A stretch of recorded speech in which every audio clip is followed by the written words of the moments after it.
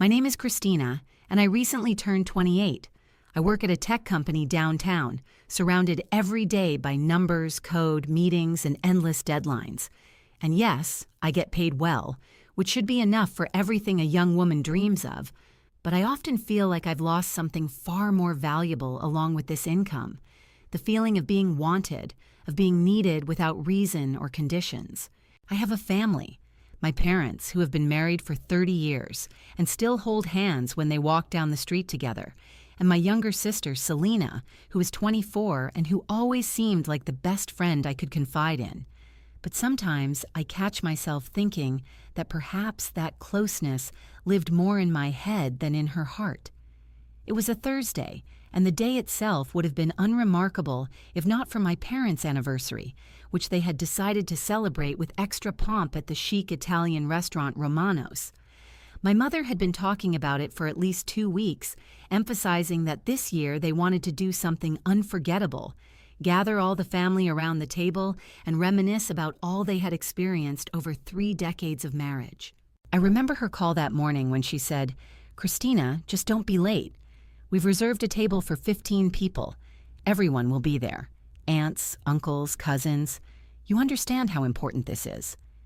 I, placing the phone between my shoulder and ear, quickly replied, "Mom, I've already told you 3 times I'll be there, don't worry," even though deep down I knew work would try to ruin my promises again. And so it happened. My boss put a folder marked urgent on his desk at precisely 6 o'clock in the evening, and when I mentioned I had plans, he smiled and uttered his favorite phrase, "Give me 5 minutes." Those 5 minutes stretched into half an hour, and by 6:45, I was running to the car, feeling panic rising in my chest. I rushed into Romano's at 7:30, and the first thing I did was look at my watch, realizing I was already half an hour late. A wave of guilt washed over me, so familiar and lingering, as if I were a schoolgirl again, arriving home late. The hostess led me to a distant table, and from just a few steps away, I sensed something strange. People were sitting relaxed, talking, laughing, and the table was littered with empty plates and glasses, each holding only a thin crimson trace of wine. Crumpled napkins were scattered across the tablecloth, making it look as if the party had long since ended without me. I sat down on the empty chair, smiled, and said, "Sorry I'm late," and immediately noticed everyone's faces turned to me with strange expressions. My Aunt Linda grinning as if she were in on a joke, my cousin Mike hiding a chuckle in his glass, and even my father, who rarely showed emotion, seemed to be struggling to contain his smile. And then my mother, looking at me with a gentle yet oddly triumphant smile, said, "Darling, we moved dinner up 2 hours. Everyone was so hungry." I froze and stared at her, confused. "What?" "But the table was reserved for 7. I confirmed it this morning." She shrugged and said in a matter-of-fact tone, as if she were commenting on the weather, "We didn't think you'd come. You're always busy with work and everything else." I felt my stomach turn over, because I'd told my boss 3 times this week that I'd definitely be there. I'd even asked my boss to let me leave early, all just to end up here. And now I was hearing that no one believed in me. Selena, my sister, was the first to intervene, gesturing toward the table. "Look, there's still plenty of food left. You can finish the leftovers." I automatically looked where she was pointing and saw only half-eaten breadsticks, chunks of cold pasta lumped together in a serving bowl, and a plate of salad that someone had already picked at with a fork, and the mere sight of it made my stomach clench uncomfortably. I heard my voice, trembling with indignation. "This is crazy. Why didn't anyone call me about the time change?" My father cleared his throat as if preparing to explain, but my mother interrupted him, opening her purse and pulling out a folded piece of paper. Smiling, she handed it to me. "Since you're here, you might as well take care of this." I unfolded the paper and froze. It was the dinner bill for $1,500. I looked at the number twice, making sure my eyes weren't deceiving me. "Mom, is this a joke?" I breathed out, but she looked at me with the same calm expression and said, "Oh, I never joke about money, darling. You have a wonderful job. You don't have a husband or children to spend money on. It's the easiest thing for you." And at that moment, I felt not just anger rising in my chest, but a bitter, corrosive mixture of pain, resentment, and disbelief, because it all sounded as if my only purpose here was to pay for someone else's holiday. Everyone at the table suddenly burst into loud, almost unbridled laughter, and there was no warmth or joy in it, only something caustic and cutting, as if I'd found myself in someone else's play, where my role had been predetermined and no one had even asked if I wanted to play it. Uncle Bob, flushed from the wine, nearly choked as he laughed, leaning back in his chair and wiping his mouth with a napkin, and Aunt Linda, my father's sister, leaned toward me and said with such confidence, as if proclaiming an immutable law, "It's the right decision, Christina. Older children should help their parents. That's how it always has been and always will be. That's what family is all about." I listened to her words and felt as if I were in a bad dream, in which everything was too real to be a joke and too absurd to be true. "Are you serious right now?" I breathed out, looking at the faces that suddenly looked unfamiliar. Dad leaned back in his chair, put his hands behind his head, and as if good-naturedly coaxing a child, said, "Come on, Chris. You know we've always counted on you to help out. It's like a family tradition now. You pay the bills, and we have a good time together. Why break that tradition?" And again, laughter erupted around the table, as if someone had pressed the pre-recorded laugh button. Uncle Bob raised his glass and toasted, "To our family ATM." And at that moment, Selena, my younger sister, my blood relative, shouted, "Yes, our ATM, the one that doesn't even need a PIN." They continued cracking jokes, one after another, as if competing in wit, talking about how lucky they were to have me, their personal bank, how grateful I should be to even be invited, and what an honor it truly was to pay for everyone. I sat, listening to this chorus of voices, and something inside me snapped. Instead of drowning deeper in humiliation and resentment, I suddenly felt a strange, bitter, but unexpected relief. Everything finally became clear, as if someone had abruptly thrown open a window in a dark room. I heard the truth about how they truly saw me, and this truth, however drunken, however harsh, was far more honest than dozens of smiles and stock words. I looked at the bill I was still holding in my hands, at those numbers, cold and precise, like a sentence. $1,500 for a dinner where I didn't even get a plate of food, for a holiday that they postponed without bothering to warn me. And then I did something I'd never allowed myself to do before, not in this family. I carefully tore the paper in half, then again and again, until I was left with tiny squares. Rising from my chair, I tossed them onto the tablecloth like a handful of confetti, saying, "Happy holidays, everyone." The laughter died, as if someone had cut off the oxygen supply. I grabbed my purse and headed for the exit, hearing my mother calling my name behind me, her voice trembling, but I didn't even turn around, just walked faster until the air filled with the freshness of the street and my chest felt lighter.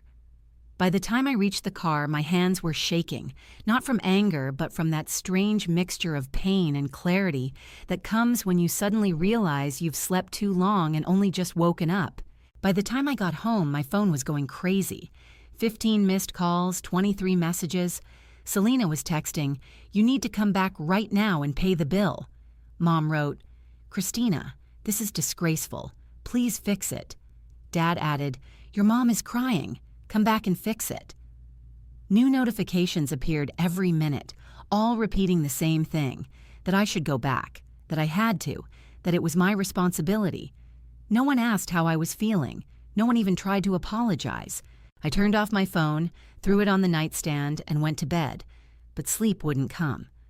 I lay there with my eyes open and thought about every word spoken at that table, every chuckle, every joke they made. And the more I went over it all in my head, the more I realized it wasn't just about tonight.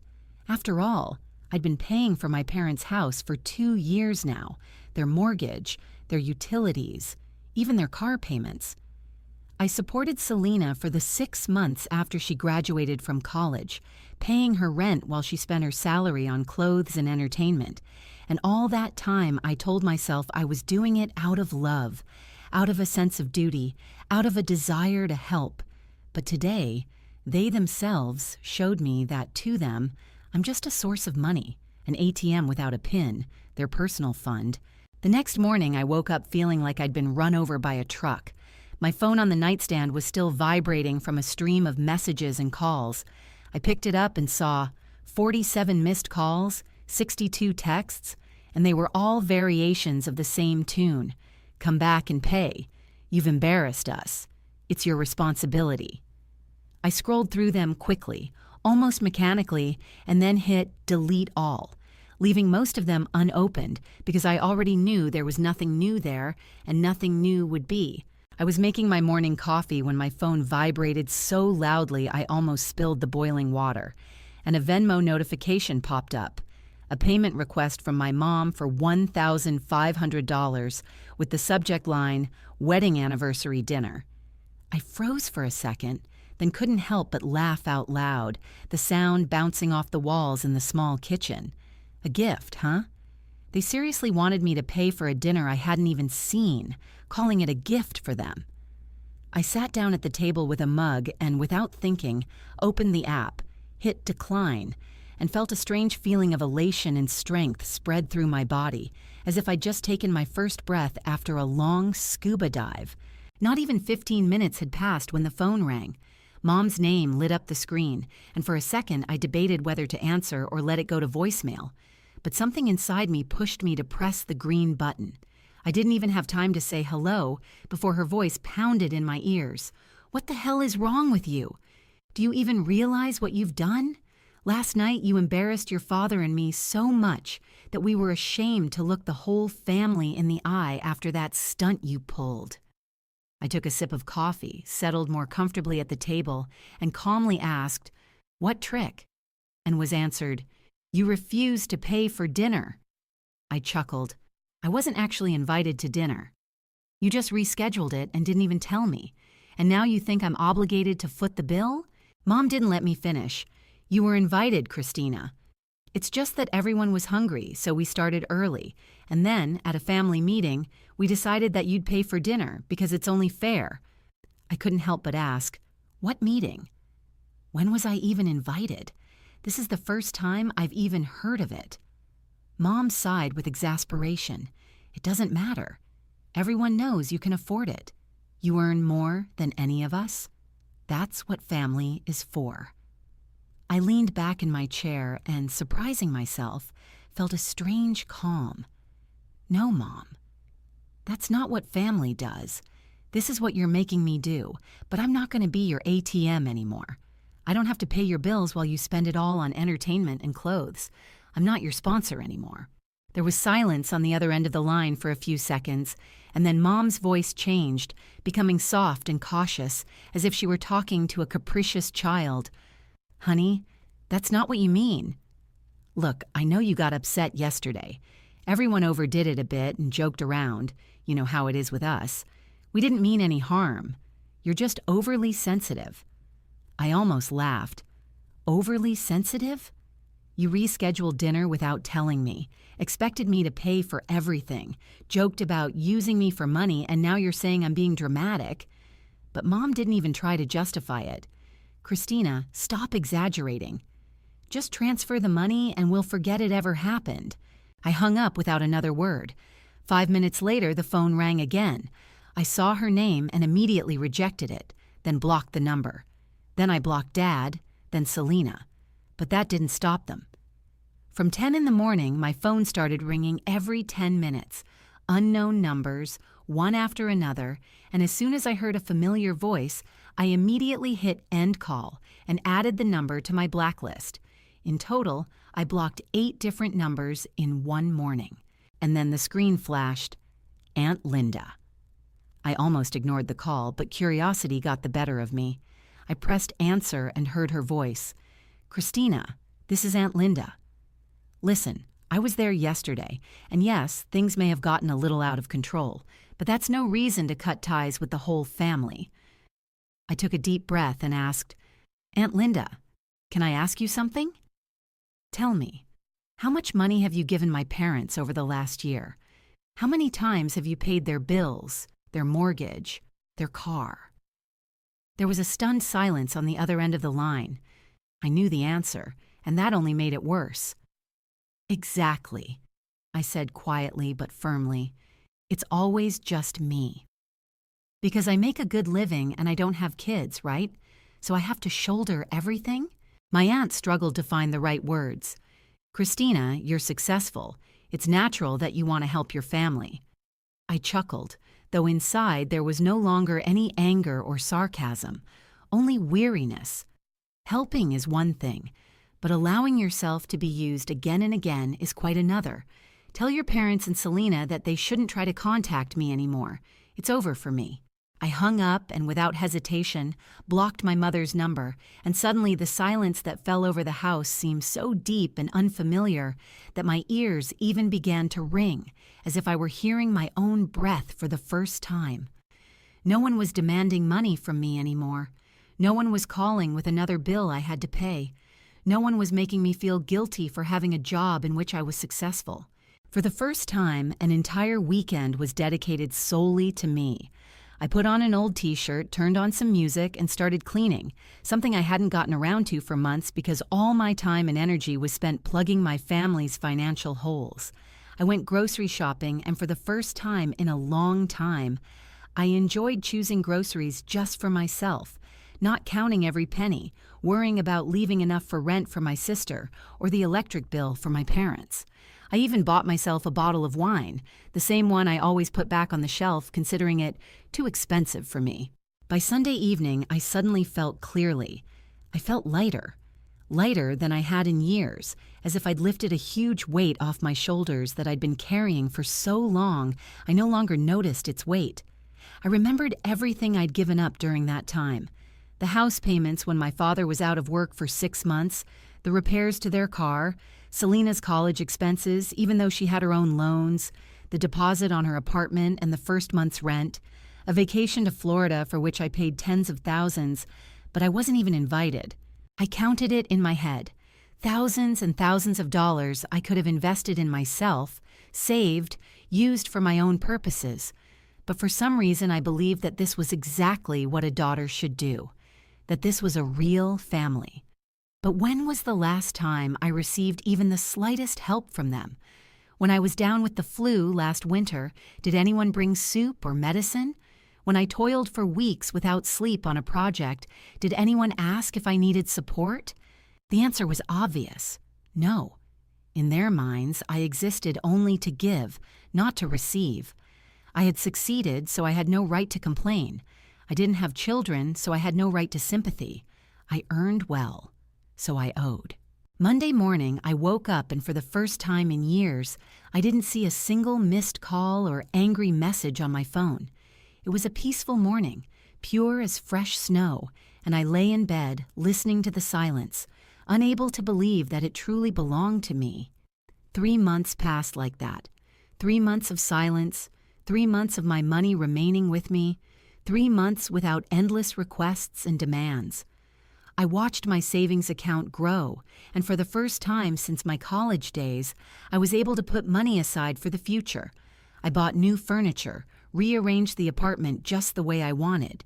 I allowed myself to go to the mountains simply because I wanted to be alone, breathe in the cold air, and watch the clouds settle on the peaks.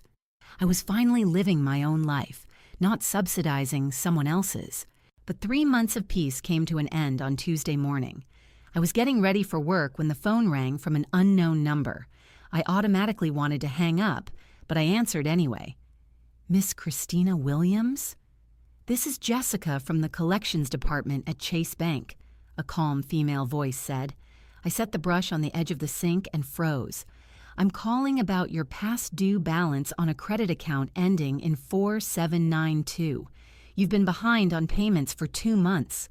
I held my breath. Excuse me, what? I barely managed to say. I don't have a Chase credit card. The girl didn't change her tone.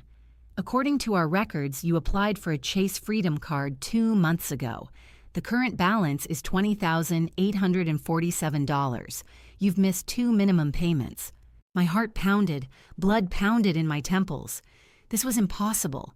I'd never opened a card with Chase. "There must be a mistake," I said, my voice trembling treacherously. "I didn't apply for anything." Jessica responded calmly, as if she had a rehearsed script. "Let me clarify. The application lists the email address used to open the account.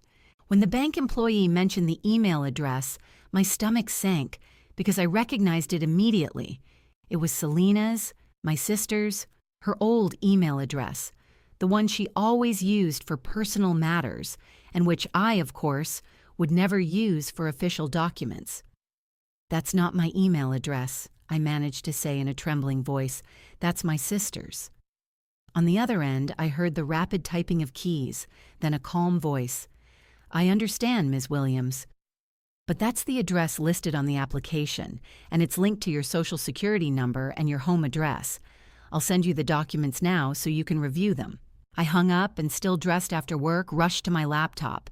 5 minutes later, a PDF arrived in my inbox, and when I opened it, my heart sank. My name, my Social Security number, my address, everything matched. But the contact information listed was Selena's very own email address. And when I scrolled to the bottom, I noticed something else. At the bottom was a signature similar to mine, but too sloppy, as if someone had tried to copy it hastily, and next to it was a phone number that definitely wasn't mine.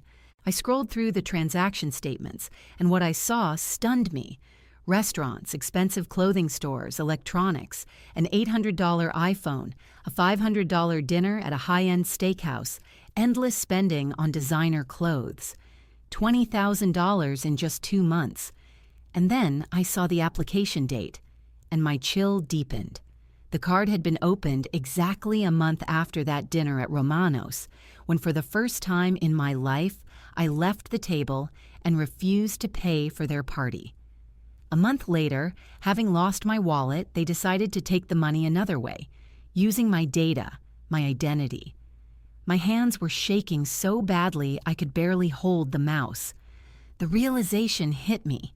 My own sister, the very one whose rent I'd been paying for 6 months, had stolen my identity and opened a credit card in my name. It was a betrayal that could not be justified. I immediately dialed Chase again, and when the operator answered, I almost shouted, "This is Christina Williams. I just reviewed your documents." This is fraud. Someone used my information to open an account. It wasn't me. The girl on the line calmly replied, "I understand, Miss Williams. You need to formally file a fraud report and attach all documents. But please note, until the investigation is complete, you are responsible for the balance. This usually takes 30 to 60 days. I also strongly recommend that you contact the police and have the identity theft reported."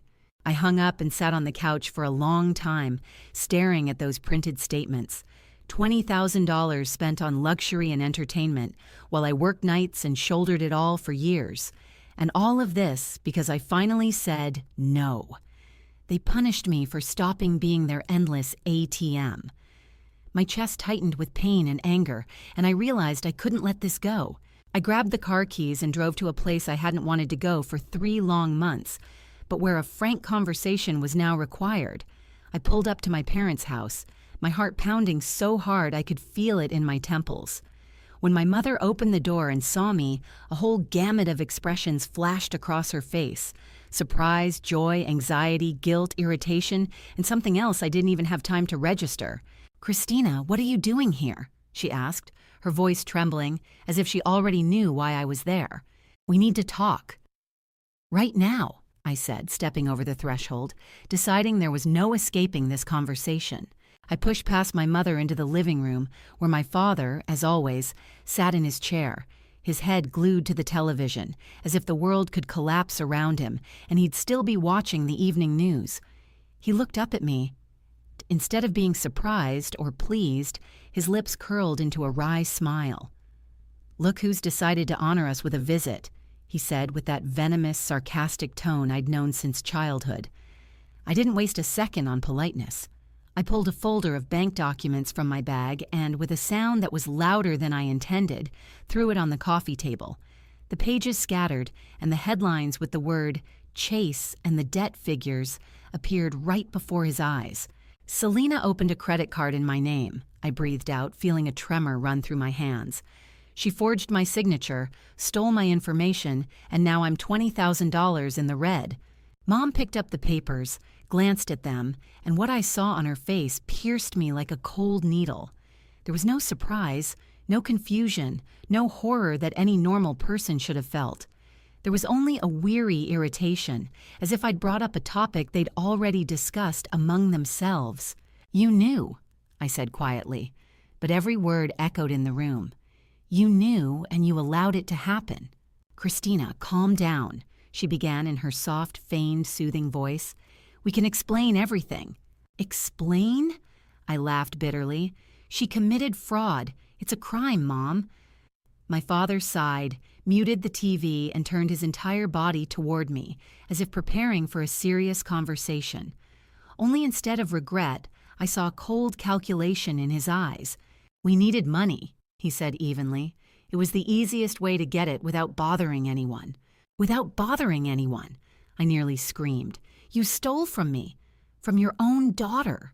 My mother sank down on the sofa, crossing her hands in her lap, as if she were about to give a pedagogical lecture rather than admitting to covering up a crime.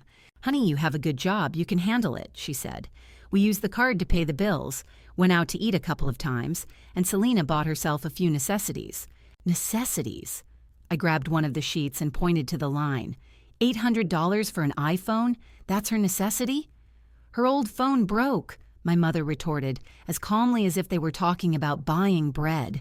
I glanced from her to my father and suddenly realized a chasm had opened between us that could no longer be bridged with any excuses. "You're crazy," I whispered. "This is identity theft. This is fraud. People get arrested for that kind of thing." "Oh, please," my mother waved her hand as if swatting away a pesky fly. "Don't be so dramatic. It's just money. You'll pay it off in a few months and everything will be fine." "I won't pay it back," I muttered, "because I wasn't the one spending that money." My father leaned forward, his face tense, his voice low and heavy. "Listen, that was a lesson, Christina. A lesson for turning your back on your family. You thought you could leave, stop helping, but now you see. You'll have to pay anyway. Maybe next time you'll think twice before abandoning us." I looked at them and couldn't believe my ears. They weren't just making excuses. They were proud of what they'd done. All this, punishment for the time I refused to pay for dinner. "This conversation is over," I said, grabbing the documents from the table. "And our relationship, too. Don't be ridiculous," Mom called as I moved toward the door. "We're family." "Family doesn't steal from each other," I yelled back, slamming the door so hard the glass shook. I got into the car and, not thinking about where I was going, 20 minutes later found myself outside the office of Marcus, my old school friend who was now a lawyer. His office smelled of coffee and paper, and only there was I able to breathe freely for the first time all morning. "Oh my God, Chris," he said, scanning the documents. "This is serious fraud. Identity theft, signature forgery, unauthorized use of credit. You absolutely have the right to file a police report." "What are my options?" I asked, feeling a mixture of rage and relief welling up inside me. "You can go to the station today and file a report," he replied. "They'll probably be arrested. Or we can file a civil suit for damages. Or ... quote. He leaned back in his chair and crossed his arms. "We can start with a pre-trial settlement. Send them a letter that clearly states return the $20,000 or face criminal charges and a civil suit." "What would you recommend?" I asked. "Start with a letter," he said firmly. "Give them 60 days. If they don't return it, then we'll get tough." "Do it," I nodded. And at that moment, I felt that for the first time in a long time, I was in control of the situation. Marcus spent 2 days poring over the document, and when he showed me the finished text, it was a 3-page letter, thick with legalese. But the message was as clear and simple as a hammer blow. Return the money or face criminal charges and a lawsuit. He sent the letter registered to my parents' address. The phone calls began almost as soon as they received the envelope. First, the phone rang, and as soon as I saw my mother's name on the screen, my stomach clenched. But I answered. and a second later I regretted it, because her voice, rising to a scream, lashed out at me like a whip. She screamed that I was vindictive, that I was greedy, that a normal daughter would never drag her family to lawyers and the police, that I had disgraced them all. I hung up silently, but soon heard the phone ring again. This time it was my father, speaking accusingly, telling me I was destroying my family over some money, as if $20,000 were a mere trifle, and betrayal and the theft of my data some kind of prank. Then Selena called, her voice shaking, as if she were sitting in a corner, bursting into tears. "Chris, why are you doing this?" "I only took a small amount, a tiny dose, and you turned it into a disaster." "I didn't mean to hurt you," she repeated, each word sounding more false than the last. I couldn't stand the onslaught any longer and forwarded all the calls to voicemail. But that evening, when I finally decided to listen to the messages, it turned out that each one was a variation on the same theme. I'm bad, I'm cruel, I'm a family destroyer, and all because of a small amount of money. A small amount. The $20,000 I could earn in just 3 months, working 7 days a week, loomed large in my mind, but to them, it was nothing. Mom left 3 messages that day, each one like a step in a carefully rehearsed play. In the first, her voice was blazing with rage. "Christina, you're taking revenge, and that's wrong. We're family, and families shouldn't do this to each other." In the second, she changed her tone and tried to play on my guilt. "Your father and I raised you better. We're so disappointed. We trusted you to know that family doesn't threaten family with the police and lawyers." And the third was already negotiating, as if she were trying to negotiate with a business partner. "Maybe we can work something out. Call us back and we'll discuss it like adults." I didn't call back. That evening, a message from Selena appeared on my voicemail, and her words were like a knife to the heart. "Chris, come on, it's only $20,000. You said yourself you were making good money. That's only 3 months of your work. Why are you making such a fuss? We're sisters." I listened and thought, yes, 3 months of my life, no sleep, no days off, no joy, nothing but work. And all so someone could trade it all in at a restaurant for bottles of wine and designer dresses. The next day, I called Marcus. I sat on the edge of the bed, clutching the phone so tightly my knuckles turned white. "They keep calling me," I said. "They act like I'm the bad guy. Like I ruined their lives." Marcus just sighed and answered calmly, with that professional cool that always helped me catch my breath. "That's typical, Chris. People who commit financial crimes often shift the blame onto their victims to create guilt and make them back off. So how do I handle this?" I asked, even though I already knew the answer. "Stick to the ultimatum," he said firmly. 60 days to repay the debt. No more, no less. Otherwise, the police and the courts." I nodded, even though he couldn't see, and said, "That's how it will be." For the next week, the calls didn't stop. The numbers changed, sometimes they were unknown, and one day, without thinking, I answered. It turned out to be my Uncle Bob, my father's brother, a man I'd always considered reasonable. But his words stunned me. "Christina, your parents are devastated. Maybe you should reconsider. You can't resolve these issues through lawyers." I exploded. "Uncle Bob, they stole $20,000 from me. They committed fraud. But this is family," he said. "Families resolve these issues themselves." "Tell me honestly," I asked coldly, "if your family stole $20,000 from you, would you just give up?" He fell silent, and I could almost hear him swallow. "Well, that's different, Chris," he muttered. "What's different?" I could barely contain my scream. "You don't have a husband or kids. It's easier for you. You have more income." I couldn't take it anymore and hung up. These calls and persuasions lasted for almost 2 weeks. Relatives I hadn't seen in years suddenly resurfaced one after another, all with the same tune. "I'm successful. I should just let go. Lawyers shouldn't interfere in family matters. I'm too harsh."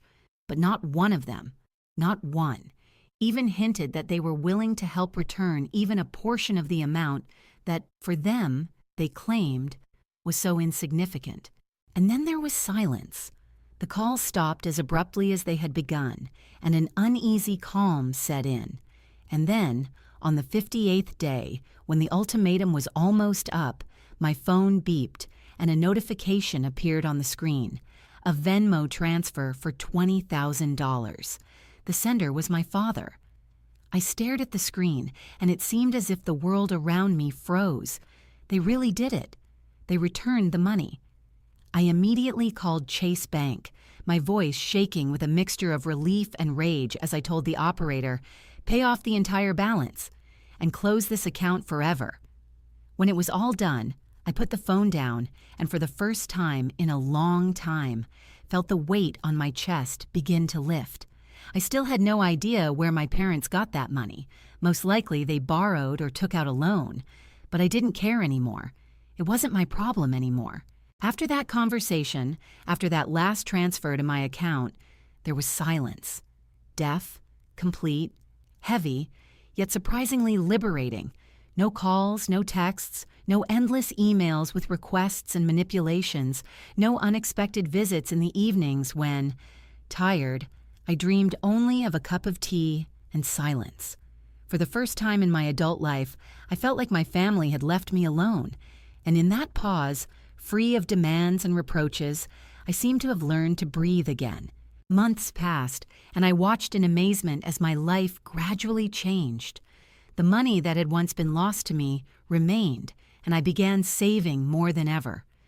I bought tickets, and for the first time in my life, allowed myself to travel alone to Europe, wandering the streets of Paris, eating ice cream in Rome, watching the sunset over the Sagrada Familia in Barcelona, and feeling like I was living exactly the life I'd always wanted, but had never been able to because I was chained to other people's debts and desires. Back home, I afforded a new car, not a luxury one, but reliable and beautiful, and opened several retirement accounts for the first time, realizing that my money was finally working for my future, not for someone else's whims. And then, just when I'd almost gotten used to this new, surprisingly easy life, right before Thanksgiving, I received an email from Selena. The subject line read, "Invitation to a family dinner." I opened it and read, "Hi, Chris. We're celebrating Thanksgiving at Mom and Dad's this year. It's going to be just like when we were kids. We'll even do a pirate theme. I hope you can make it. Love, Selena." I read the email twice, and a laugh escaped my lips.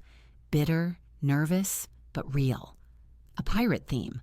What could be more appropriate for a family where stealing money from loved ones has become the norm?